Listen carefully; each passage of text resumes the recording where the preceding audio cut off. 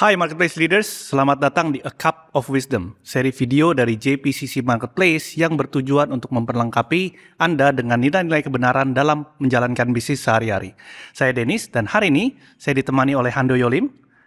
Dan hari ini kita akan ngobrol-ngobrol dengan narasumber yang sangat luar biasa. Dia adalah senior saya. Saya secara pribadi banyak sekali belajar dan diberkati dengan value dan cara pandang beliau. Nah, tanpa panjang lebar, mari kita kenalan dan langsung belajar dari Pak Daniel Teja. Apa kabar, Pak DT? Luar biasa. Welcome, Pak. Thank you. Thank you, Pak, udah hadir di sini. Kita mau ngobrol-ngobrol. Mungkin untuk teman-teman yang belum kenal, boleh Pak Daniel intro sedikit background dan latar belakang, dan sekarang lagi bangun bisnis apa, Pak? Oke.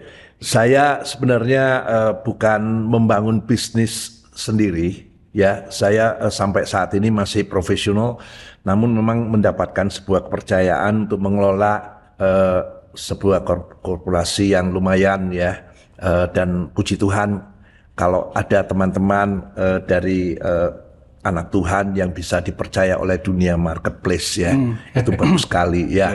Nah, saya berharap semakin banyak ya teman-teman yang muda-muda ini tampil dan dipercaya oleh dunia marketplace. Iya. Udah berapa tahun Pak di bidang Bapak? Wow. Ya, saya sebenarnya sampai hari ini sudah 43 tahun. Wow. Luar biasa. No play Pak, 43 tahun ya. 43 tahun. Ceritanya banyak banget pasti. Tapi sepertinya ya, semakin kemari semakin banyak yang kita nggak tahu. Jadi masih banyak yang bisa digali lagi. Ya. Itu spirit yang benar-benar luar biasa, Pak. Dan itu memang saya melihat seandainya ya, saya hari ini tuh punya kesempatan masih baru 20 tahun atau bahkan baru 10 tahun berjalan ya. Berarti kan ke depan ada 20 atau 30 tahun kesempatan ya, itu akan luar biasa. Karena saya melihat peluang itu besar sekali. Wow, ini yang anak-anak muda banyak perlu dengar nih Pak. Ya, thank you very much. Dari seorang bapak yang udah 4 dekade, 40 tahun lebih, tapi spiritnya masih kayak anak muda. Masih luar biasa. Amin. Luar biasa. Thank you. Pak, boleh saya ada sedikit pertanyaan nih. Dalam posisi bapak saat ini, ketika 4 dekade yang lalu, ketika Pak Daniel pertama kali mulai berkarir lah, mengembangkan karir, talenta. Pernah nggak sih kebayang hari ini nih posisi aku akan jadi kayak gini gitu loh? Sama sekali tidak. Iya. Ya, saya juga punya cita-cita. Ya, ingin jadi ini, ingin jadi itu, sama seperti semua orang. Ya, hanya saja saat itu yang saya langsung rasakan adalah sepertinya waktu saya tidak banyak. Oke. Ya. Dan karena saya merasa waktu saya tidak banyak, itu saya berusaha untuk menggunakan setiap saat dengan sebaik-baiknya. Wow, oke. Sehingga perjalanan hingga hari ini ya, kalau saya menoleh ke belakang, orang bertanya ke saya sampai 43 tahun gitu, saya bertanya pada diri sendiri, hey Daniel, 43 tahun kamu ada di mana? Saya rasanya kok sepertinya tahu-tahu ada di sini gitu. Ya, karena apa? Begitu kita isi waktu kita, itu kita nggak merasakan kita menghabiskan begitu banyak waktu. Wow. Yang penting saya merasa bahwa ini bisa dipakai oleh Tuhan ya untuk menjadi berkat bagi banyak orang. Saya pikir itu juga otomatis menjadi berkat buat saya dan keluarga saya begitu. Mempertahankan semangat 43 tahun tuh nggak gampang loh Pak. Nah ini yang pasti banyak penonton yang pengen tahu Pak. Value apa sih? Atau nilai-nilai apa sih yang selalu jadi pegangannya Bapak selama menjalani 43 tahun ini, yang sampai hari ini kita anak muda aja ngelihat kagum banget nih. Pak Daniel semangatnya gitu loh. Pasti ada prinsip-prinsip atau nilai-nilai yang Bapak pegang banget nih. Oke, good, thank you. Saya bersyukur kepada Tuhan ya, karena saya dari kecil masih sekolah minggu itu saya sudah mengenal Tuhan Yesus ya, dibawa oleh orang tua saya, sehingga saya belajar banyak hingga hari ini kan ya. Nah, di dalam perjalanannya saya melihat satu hal, bahwa kalau saya dipercaya oleh orang, itu sudah mahal sekali. Wow. Nah, kemudian belakangan kan tentunya setelah belajar dipercaya sama orang, saya mulai belajar juga ini ternyata saya bukan dipercaya sama orang, dipercaya sama Tuhan. Wow. Ya, Oke. itu bebannya luar biasa. Ya. Nah, dengan saya memelihara kepercayaan tadi, ya, itu kita tidak akan punya keberanian membiarkan kepercayaan itu menjadi mubasir gitu. Ya, harus bisa memberikan dampak. Wow. Kepercayaan luar biasa Berarti banget. kita itu sebagai steward ya Pak ya? Yes, Kita sebagai right. pengelola Ya. ya. Nah apa Pak kira-kira yang kita harus lakukan kalau kita dipercayakan sesuatu oleh Tuhan? Wow, ini dia. Nggak gampang ya, tidak akan gampang buat saya. Tapi nggak tahu yang lainnya ya merasa bagaimana. Saya melihat bahwa sebuah kepercayaan itu tidak cukup hanya kita terima, tetapi kita harus membayar. Ya, orang pada umumnya sepertinya loh ya. Saya dulu juga begitu. Oh, dapat kepercayaan ya, udah bangga gitu. Tapi belakangan jadinya saya semakin belajar bahwa begitu diberi setiap kepercayaan itu menjadi suatu tanggung jawab yang harus saya bayar. Oke. Ketika kita mulai berpikir seperti itu, maka setiap kepercayaan kan nggak sekali aja dikasih kan. Hari ini kasih satu, nanti besok lagi, lusa lagi, dan seterusnya. Setiap kepercayaan yang diberikan, kalau kita sekarang sudah menganggapnya bahwa kepercayaan itu harus ada tanggung jawab yang kita bayar, ya. Dan ternyata dampaknya memang ada, dan yang memberikan kepercayaan itu dalam hal ini Tuhan ya, itu melihat dengan kacamata Tuhan bukan kacamata manusia ya. Saya percaya saya akan merasa bahwa saya ini menjadi anak yang dipakai sama Tuhan. Dan tentu orang kalau dipakai jangankan sama Tuhan ya, oleh manusia pun kita itu merasa bernilai, punya value di situ. Apalagi kalau yang makainya Tuhan. Wow. Oke. Ya. Dari situ. Ya apa aja Pak value yang kita harus punya dalam menjaga atau mengelola apa yang dipercayakan pada kita? Ya, oke. Saya belajar banyak juga ya dari teman-teman, termasuk dari Anda ini saya sudah belajar banyak loh. Di GPC sini saya sudah belajar banyak ya. Pastor-pastor itu setiap hari Minggu juga ya. Saya baru pernah mendengar ada pastor selesai khotbah bertanya kepada jemaatnya, dapat apa hari ini? Luar biasa. Jadi saya juga takut kalau ditanya terus kemudian nggak bisa menjawab dapat apa. Saya belajar di situ. Tapi ujung-ujungnya menurut saya tanggung jawab itu munculnya di sebuah integritas. Integritas ya. Ya. Oke. Nah, integritas itu adalah suatu kejujuran ya, yang tidak ada agenda tersembunyi ya terhadap sebuah perilaku kita dalam memenuhi tanggung jawab atas kepercayaan yang diberikan. Wow. Jadi apa yang kita lakukan waktu orang nggak ada yang ngeliatin kita gitu ya Pak? Exactly. Nah, ya, Wow. tepat sekali. Jadi pada saat kita sendirian, nggak ada yang melihat, ya tidak akan bakal ada yang komplain atau yang bahkan memuji juga nggak ada, ya.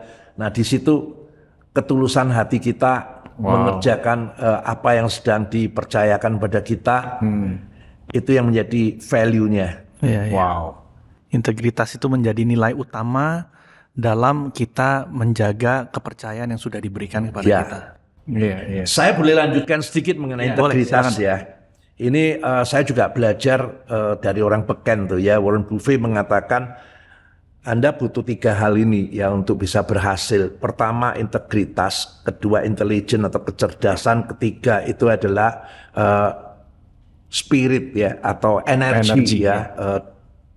Semangatnya ya, speednya gitu ya. Tetapi dengan catatan, ketika Anda tidak punya integritas yang cukup, maka kedua yang lain itu akan menghancurkan Anda. Nah ini menarik ya. Kita tidak mungkin bekerja sendirian ya. Kita juga bekerja bersama-sama dengan tim. Nah ini menarik nih. Nah ketika kita merekrut mereka, kita juga harus jaga ini. Integritas ini harus dicari. Kalau kita punya tim yang integritasnya problem, mereka punya kehebatan di intelijensianya juga kepada ini apa Spiritnya, semangatnya. energinya, Iya. very danger. Iya. Ini bisa menghancurkan company. Ya. Iya, iya, iya. Nah, saya memperhatikan ternyata ketika kita interview, kita hanya punya 2 ini yang diinterview. Iya, iya. Ya, sedangkan pertanyaan atau penggalian ya pada saat interview untuk paling menemukan susah memang itu integritas. tingkat integritas ini Iya, tidak ada. Iya, iya. Nah, kemudian saya memikirkan bagaimana caranya melakukan hal itu. Ya,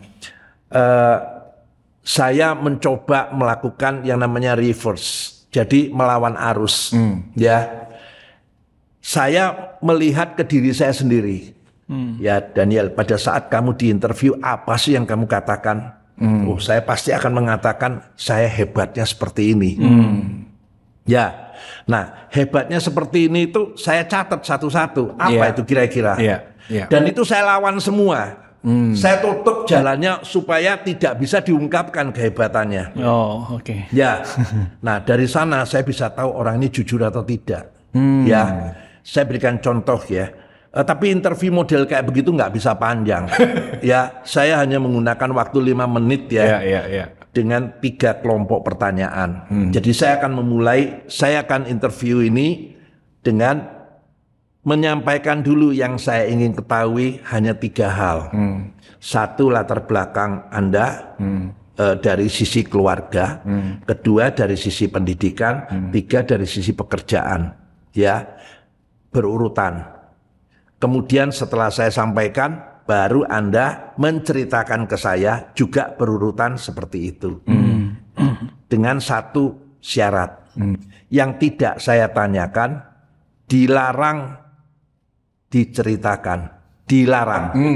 Nah, saya bilang, tolong kalimat saya yang terakhir ini Anda ulangin dulu. Yang tidak saya tanyakan, dilarang diceritakan. Ya, kenapa begitu? Supaya saya tahu bahwa dia itu betul-betul mengetahui apa syaratnya. Karena apa? Orang berbicara itu pasti dari otaknya ini mengeluarkan kalimat itu. Iya. Sedangkan kalau mendengar, ini mendengar udah masuk ya, masuknya di dalam kan kita nggak tahu. Ya.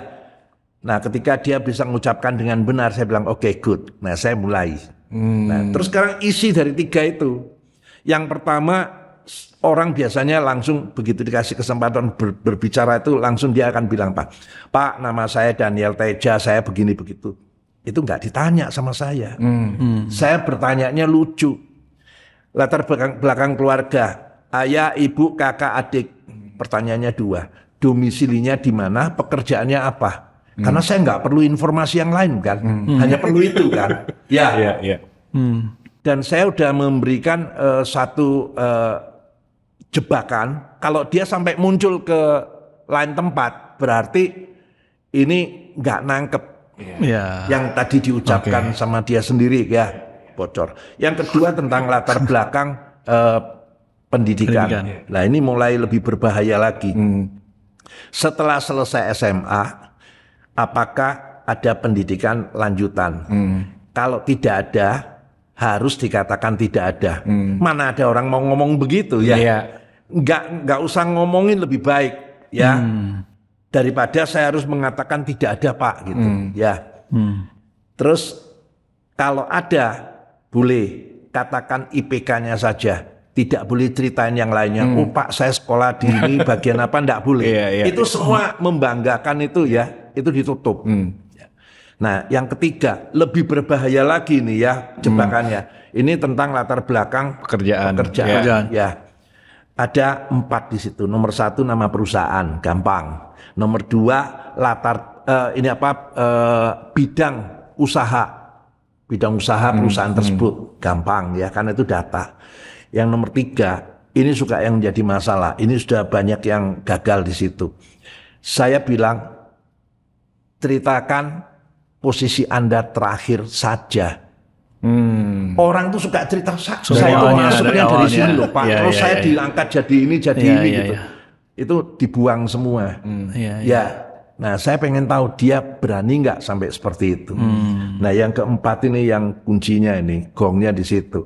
apakah ada prestasi istimewa di sana? Kalau tidak ada, Anda harus mengatakan tidak ada. Lah orang di interview bilang saya nggak ada prestasi istimewa di situ. Bingung deh jawab. Ya, tapi kalau ada, Anda hanya boleh mengatakan dengan 2 kalimat saja, nggak boleh banyak-banyak. Jadi dia nggak bisa mempengaruhi apa-apa. Ya. Nah, saya mengalami cukup lama, 30 tahun ya, menggunakan metode ini. Tapi yang saya interview itu sudah levelnya supervisor ke atas ya. Yang akhirnya saya terima pun belum tentu itu sudah seperti yang saya harapkan. Masih bisa gagal. Wow. Apalagi kalau tidak dilakukan seperti itu. Iya, dengan metode yang segitu ekstrim. Jadi ini masih belum sempurna. Tetapi ada satu yang saya pegang, ya. Jangan pernah kita mengharapkan orang yang super menjadi timnya kita. Tetapi cukup yang rata-rata, hanya saja dianya bisa dibangun. Mau belajar ya. Karena kalau dia sudah super, tuntutan dia belum tentu sesuai dengan yang kita bisa berikan. Wow. Dan akhirnya dia hanya mampir aja di tempat kita harus bongkar lagi nanti. Pak, menarik nih Pak. Di dalam perjalanan leadershipnya Pak Daniel, 30 tahun menggunakan metode yang seperti itu, pasti ngadepin saya rasa ratusan orang lah di bawah atau mungkin bahkan ribuan orang. Ada kiat-kiat leadership apa yang Bapak lakukan dalam melakukan pembinaan terhadap mereka? That's right. Oh yes, berarti orang ini sudah diterima. Sudah jadi. Kalau sudah diterima, kita harus mempunyai step pertama, memperkenalkan yang namanya visi misinya company. Company ini, you ada di company ini, sebenarnya visi itu sudah saya berikan sebelum taken ya. Company ini sedang ingin menuju ke sana, mau ikut atau enggak? Direction ya. Konsekuensinya satu, jangan cari yang mudah. Karena yang bagus tidak akan pernah mudah. Wow. Nah, kemudian yang kedua itu mengenai attitude, sikap ya. Sikap itu ada 6, tapi saya hanya bicara yang pertama saja. Yang pertama adalah mau repot. Jadi kalau orang sudah bersedia nggak apa-apa Pak, repot sedikit is okay, is good. Tapi kalau kamu merasa Pak, ini bisa segampang begini, Bapak mesti serepot kayak begitu. Berarti menurut saya ini dia punya shortcut problem mentality dengan integritas juga karena nggak akan bisa gampang. Sebab ya bisnis itu tidak akan gampang. Nah, ini ada satu pengalaman yang bagus juga ya. Saya merasa bahwa kesulitan itu selalu akan ada ketika kita hidup ya. Pasti. Termasuk bisnis. Ketika bisnis itu hidup, kesulitan itu akan datang terus. Of course, yes. Sama seperti kita lari gawang ya. Lari gawang itu kan kesulitannya. Ketika kita udah gagal di gawang pertama, kita jatuh bukan gawang yang jatuh, kita yang jatuh Sudah gawang yang berikutnya bukan untuk kita kan. Itu untuk kompetitor kita. Kita udah berhenti sampai sini, finish. Betul. Artinya apa? Di dalam bisnis ketika kita berhasil dengan gawang yang pertama, kita dikasih gawang kedua. Tapi levelnya naik. Betul. Seperti kita main game gitu ya. Kedua berhasil, kita baru dikasih gawang ketiga. Dan seterusnya. Wow, Nah, kesulitan itu pasti datang. Kita tidak bisa milih. Yang kita bisa milih hanya satu. Bahwa belum tentu kesulitan hari ini itu nanti akan berakhir dengan bencana. Belum tentu. Nah, di sini saya belajar banyak dari firman Tuhan ya. Saya bacain firman ini karena ini yang saya pakai ya, yaitu Lukas 12 43 dan 44 ya. Berbahagialah hamba yang didapati melakukan tugasnya ketika tuannya datang. Berarti pada saat dia kerja, tuannya itu lagi nggak ada. Itu kepercayaan di situ. Nah, kemudian yang 44 ini baru luar biasa. Ini Lukas itu ditulis 2000 tahun yang lalu ya. Tapi relevan banget sampai hari ini. Yang nomor 2 itu sebenarnya rewardnya. Ayat 44 itu. Sesungguhnya tuannya itu akan mengangkat dia menjadi pengawas segala miliknya. Wow. Itu promosinya. Right. Ya. Ini manajemen loh Pak. Iya benar. Kita di marketplace ya sebenarnya menjalankan seperti ini. Trust, reward. Nah, saya merasa bahwa melalui cara seperti ini dari awal ya teman kita ini yang kita rekrut, kita bawa dia seperti itu. Iya. Wow. Jadi benar-benar dipupuk mental untuk bisa melompati masalah, untuk menghadapi masalah, tapi dengan cara ya menjaga kepercayaan itu ya. Iya. Wow, keren banget Pak, keren banget. Nah, ya puji Tuhan. Ini mungkin banyak pengusaha yang mau dengar nih Pak, mau dengar pandangan Pak Daniel tentang hal ini. Banyak pengusaha pasti takut dan nggak mau gagal.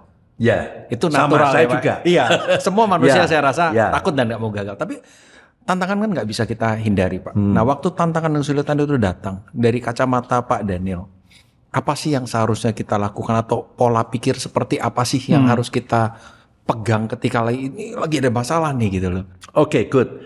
Ya, betul sih. Tadi ini nyambung ya bahwa kesulitan itu selalu datang. Dan kalau kesulitan pertama sudah selesai, kita sudah tidak ada kesulitan kedua, justru kita harus takut. Ya, berarti kita dihentikan sampai di situ. Tidak ada masa depan. Ya, karena untuk maju sampai bisa nanti mencapai hasil yang luar biasa, level up terus begitu. Artinya kita harus naik anak tangga itu. Setiap anak tangga ini adalah tantangan.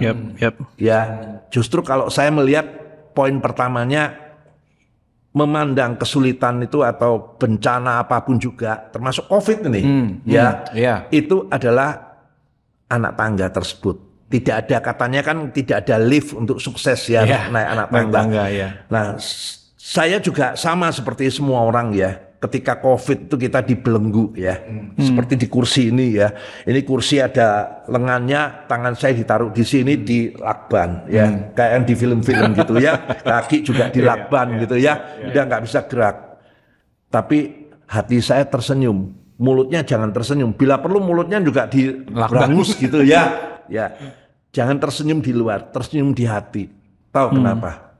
Saya bilang, Anda hanya bisa mengangkat badan saya, tetapi imajinasi saya justru melompat jauh kemana-mana. Kreativitasnya. Siapa yang bisa mengungkung imajinasinya?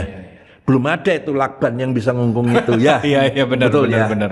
Nah, itu yang ternyata bisa menghasilkan banyak.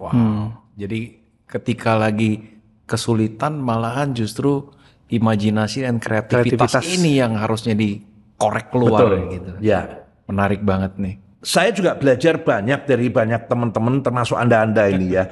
Ketika melihat kesulitan, lihatlah di situ pasti ada satu titik cahaya ya, itu adalah opportunity kan. Nah, ketika ada kesulitan, ada dua macam orang kan. Yang satu adalah complaining. Dia itu kerjanya cuma komplain. Ya, kemarin begini, hari ini begitu, besok mau apa lagi gitu ya. Tapi ada orang kedua, dia nggak banyak bicara, ya. Begitu ada kesulitan, dia cari tahu. Ini Tuhan pasti punya maksud, karena mengizinkan ini hadir di hidup saya, ya. Saya mau tahu ini Tuhan punya rencana apa. Saya nggak sempat mikir yang lain karena kebanyakan apalagi pria ya. Itu multitasking itu jarang ya. Wanita itu mungkin masih ada ya. Kalau pria sudah fokus gitu ya.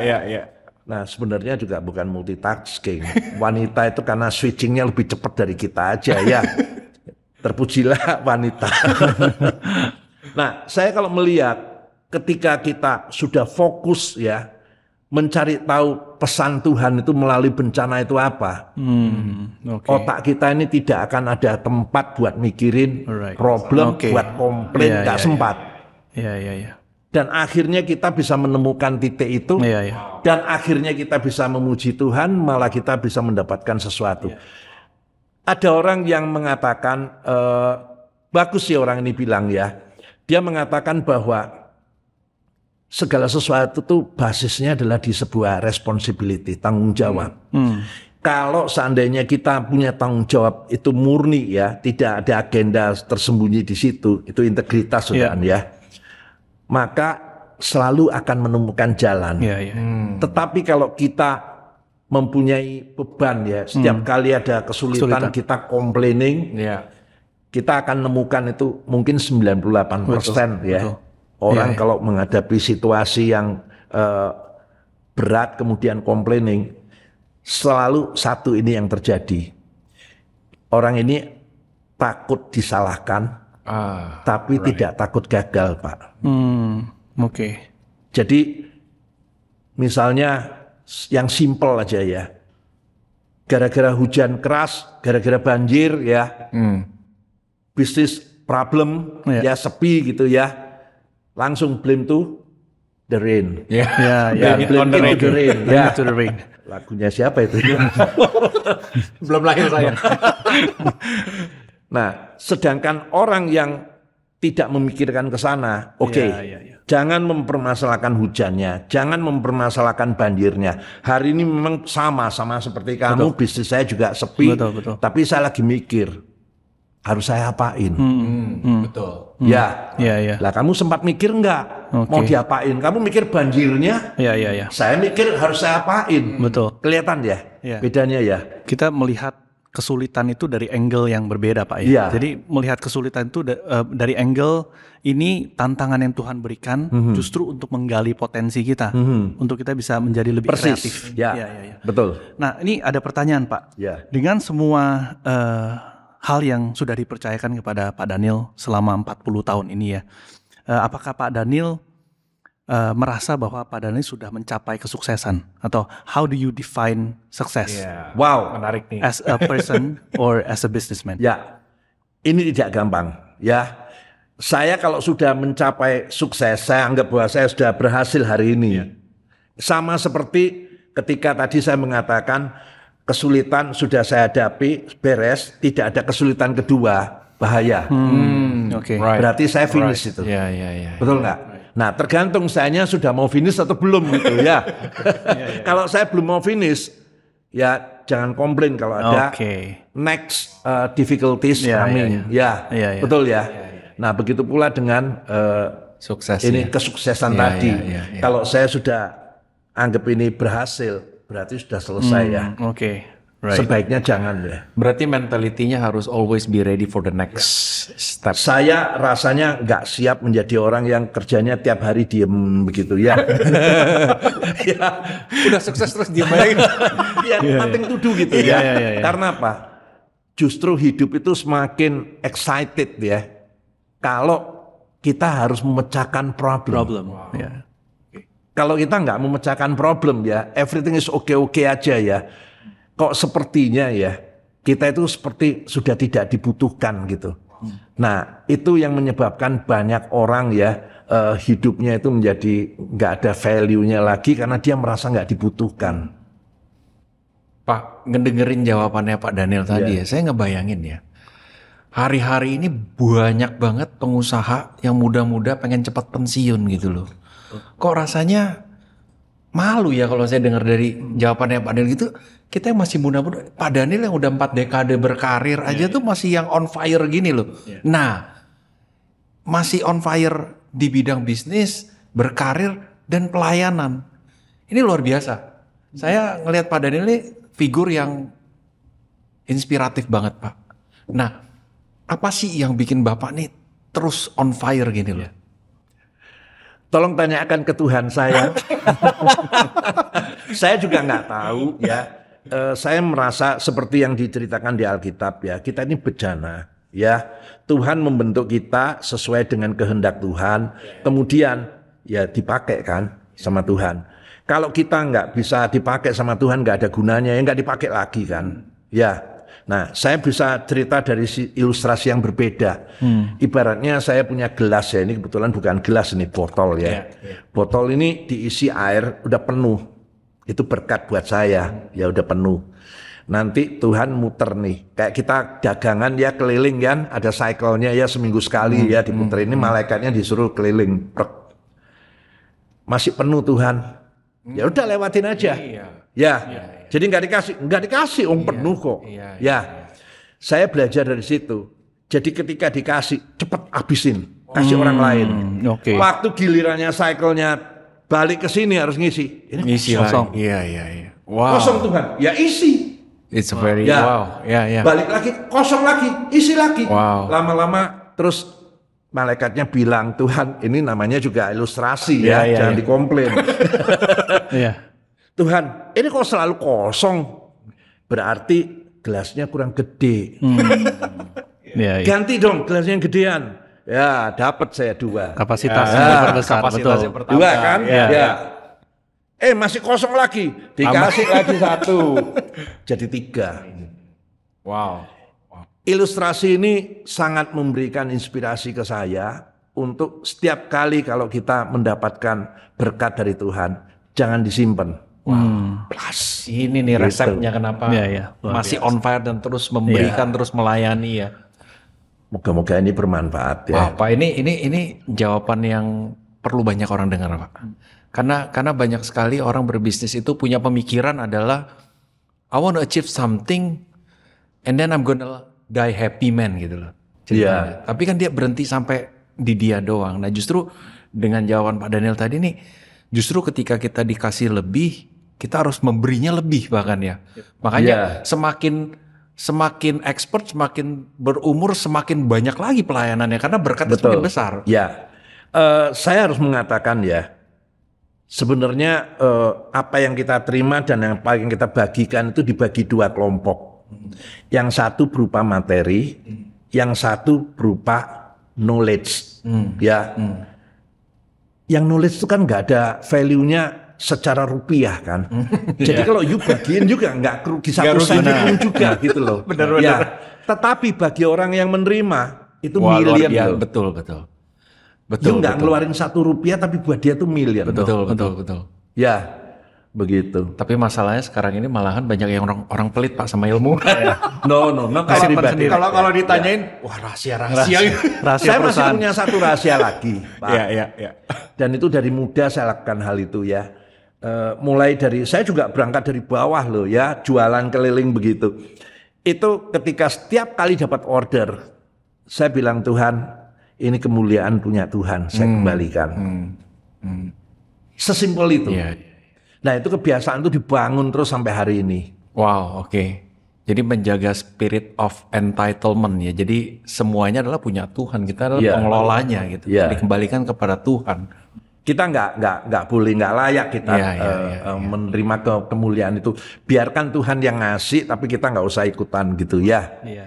Ini mungkin pertanyaan terakhir nih Pak sebelum kita selesai. Ada saran dan masukan Pak untuk pengusaha-pengusaha di JPCC Pak yang masih muda-muda. Terutama kita yang seumur, yang anak-anak muda kayak kita gini loh Pak.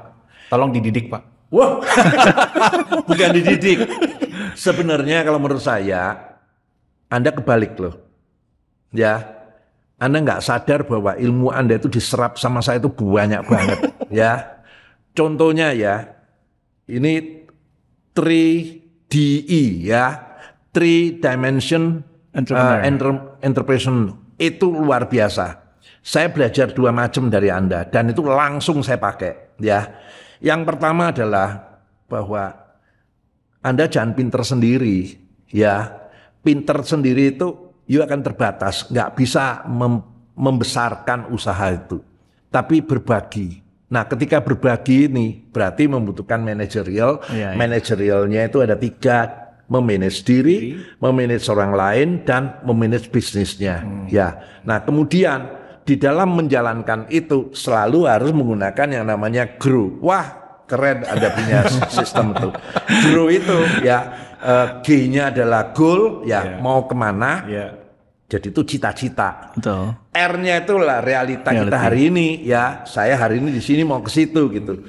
Ketiga ini O-nya ini adalah option pilihan saya apa gitu ya, supaya saya bisa menuju ke situ dan tercapai. Nah kemudian ini kurang ajar nih yang will ini ya. Karena apa? Will-nya itu yang membatasi ya. Saya cuma punya waktu sekian. Ini bahasanya bahasa saya ya, bukan bahasanya dari marketplace ya. Saya cuma punya waktu 1 minggu. Jadi tidak ada cerita mau nunggu setahun, Betul. itu nggak ada. Betul. Ya, nah satu kali ya, saya model kayak begini nih, mendapat kepercayaan dari ownernya grup saya nggak nyebut namanya ya, tapi sebagian orang tahu. Itu dia tanya sama saya, ini ya ada tugas buat kamu gini, you pelajari, besok kita meeting ya. Terus saya bilang, udah saya pelajari ini loh, saya presentasi, very good. Saya bilang, will-nya itu saya minta 2 bulan. Ya, dia langsung jawab gini, you don't have that 2 months. Wow, oke. Do it immediately today. Wedan loh. Ya, masih mending loh. Dia nggak bilang, you have to do it, you have to make it done yesterday. Wah, cilaka itu. Ya, jadi saya bilang itu Anda punya ini apa ilmu bagus banget. Jadi Jadi saran, jangan memandang remeh loh, Anda itu luar biasa loh. jadi saran dan masukannya untuk Nah, pengusaha you sekarang JPCC lagi ya sarannya. satu Jangan berarti lupa. ikut course 3 dimensional. Course ya. Oke, saya akan cerita melalui apa yang saya lakukan saja ya. Nah, ini ceritanya tahun 22 ini memasuki tahun 22, saya itu meletakkan 4 poin kepada partner saya, baik partner kerja berarti tim saya, partner bisnis berarti distributor, pelanggan gitu ya, ada 4 poin. Supaya kita bisa berhasil, sukses ya. Ini nomor 1 adalah jangan membawa tahun 21 ke tahun 22. Ya, artinya apa? Setiap periode itu ada periodenya sendiri, ya harus cari yang baru lagi di situ. Berarti mendorong orang untuk inovasi ya. Jangan hanya pernah berhasil dengan cara A, udah A terus gitu. Kita Oke. stuck Baik. ya. Karena kita berhadapan dengan dunia yang semakin brutal kalau menurut saya ya, jangan dibiarkan gitu. Yang nomor 2 adalah jangan pernah minta yang mudah. Karena yang bagus tidak akan pernah mudah. Wow. Ya. Dan kalau diperhatikan ternyata pesaing Anda itu lebih suka yang mudah. Anda harus mengucapkan puji Tuhan. Berarti peluang you gede. Iya. Peluang loh ya. Iya, iya. Belum tentu berhasil. Iya, Kenapa? Itu baru peluang. Iya. Untuk mendapatkan peluang itu menjadi milik Anda, ya Anda harus kerja. Harus dilakukan, Ya. ya. Nah, yang ketiga, jangan pernah bertanya lagi mengapa. Ya. Tetapi selalu bertanya apa yang sudah dilakukan. Contoh yang simpel ya, yang namanya semua bisnis itu selalu ada bagian penjualannya. Kalau enggak, Anda produksi apapun juga enggak ada hasilnya, ya harus dijual. Iya. Nah, ketika jual Anda pakai sales people, sales force. Saya enggak pakai sales gitu, enggak manggilnya sales force. Force itu army ya, ada enggak diceritain hari ini ya, force-nya nanti aja. Nah, itu ceritanya sales force itu dikasih target 8 effective call ya. Sore hari datang dapat cuma 3. Yang 5 gagal. Ya. Nah, pakai ilmunya ini teman kita dulu ya. Zaman saya masih muda itu ada yang namanya tukang gambar selalu bilang bagus gitu ya. Saya enggak nyebut nama. Itu saya pakai. Saya akan bilang apa? Bagus, enggak apa-apa. You udah dapat 3. Sekarang yang 5 ini yang gagal. Apa yang you sudah lakukan? Ya. Jangan ditanya kenapa. Ya, Begitu ditanya kenapa, dia akan Alasan bilang, semua. Pak, Iya, iya. hujan, Iya, iya, iya, banjir, betul. harga kita kalah sama tetangga. Ya. Dianya sendiri nggak ikut berkontribusi Iya. terhadap kegagalan itu. Ya. Dulu saya pakai metode itu, terus saya tanya, oke, ini udah saya catat semua. Coba kamu lihat lagi poin-poin ini. Bagian kamu di mana? Nggak ada. Iya. Nah, sekarang kita bicara bagian kamu aja deh. Iya. Yang itu kita lupain. Yaitu apa? Apa yang you sudah lakukan Iya. dengan kondisi kayak gini. Nah, saya ngajarin mereka. Yang namanya mengapa itu adalah kondisinya. Ya. Tetapi pekerjaan saya bukan di situ. Pekerjaan saya adalah apa yang sudah saya lakukan. Iya, reaksi. Belum ada, Pak. No problem. Tuh, no problem lagi. Jadi dia kan merasa tenang nih ya. Oh, no problem ya. Baik ya, atasan saya ya. Semua oke. Next. Next ini cilaka. Kalau begitu, apa yang akan you lakukan? Nah. Jadi yang sudahnya diganti dengan akan. Iya, iya. Mikir ya. Mati lu. Iya, Iya, iya. ini waduh enggak tahu Pak. oke. Kalau nggak tahu kita duduk di sini bareng-bareng yuk kita susun. Jadi selalu akan ada solusi di situ. Itu nomor 3 ya. Jangan bertanya mengapa, tapi apa yang sudah dilakukan. Dan yang terakhir ini kita harus selalu memberikan kesan yang menarik kepada semua partner kita. Yang namanya partner bisa anak buah kita, partner kerja. Bisa bisnis partner kita, bisa pelanggan kita, bisa konsumen kita. Pelanggan, konsumen beda. Pelanggan itu toko membeli untuk dijual, konsumen membeli untuk dipakai. Ya, itu beda-beda semua. Nah, ini semua kita bikin supaya mereka itu selalu punya kesan baik ke kita. Caranya simple. Setiap hari bikin satu saja yang mengagumkan buat mereka. Wow. Nggak banyak loh. Impress. Satu aja. Ya. Itu setahun udah 360 ya. Dan lama-lama kita akan menumpuk, akan menjadi sesuatu yang luar biasa. Just like that. Luar biasa nih Pak. Thank you. Ini daging semua Pak. Ini butuh waktu nih untuk dicerna. Mungkin kalau daging tinggal kita bakar.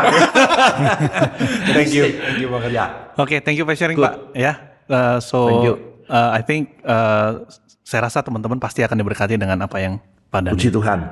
Dan biarkan ini semua menjadi berkat karena saya dapatnya juga dari Tuhan, dan thank you Lord. Amin. Terima kasih Pak Dhani. God bless you. Thank you. Bye bye. Demikian episode A Cup of Wisdom kali ini. Semoga teman-teman merasa diberkati dengan konten yang kita sampaikan. Sampai jumpa di episode berikutnya. Tuhan memberkati dan terima kasih.